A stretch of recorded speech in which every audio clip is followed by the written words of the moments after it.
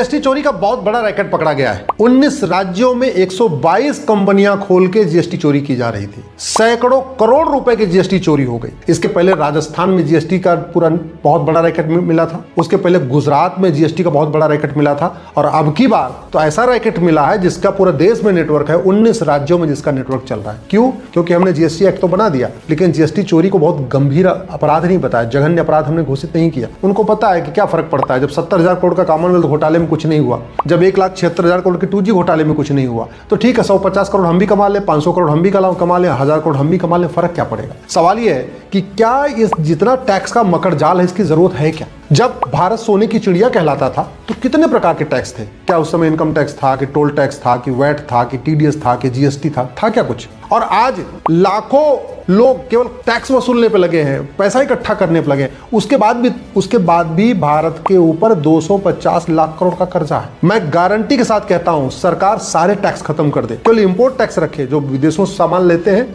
उस पर टैक्स लगाएं, उस पर कस्टम लगाएं, उस पर जो उनको लगाना है लगाएं, लेकिन भारत के अंदर सारे टैक्स खत्म कर दे और फिर भी सरकार को ज्यादा पैसा मिलेगा। सरकार ये सारे टैक्स खत्म कर दे, वन नेशन वन टैक्स लागू करे, बैंकिंग ट्रांजैक्शन टैक्स लागू करे, कमाई पे सारे टैक्स खत्म करे, केवल खर्च करने पे टैक्स लगाए। सरकार की आय भी बढ़ जाएगी, बिजनेस कारोबार भी बढ़ जाएगा, जीडीपी भी बढ़ जाएगी और भ्रष्टाचार अपराध भी खत्म हो जाएगा।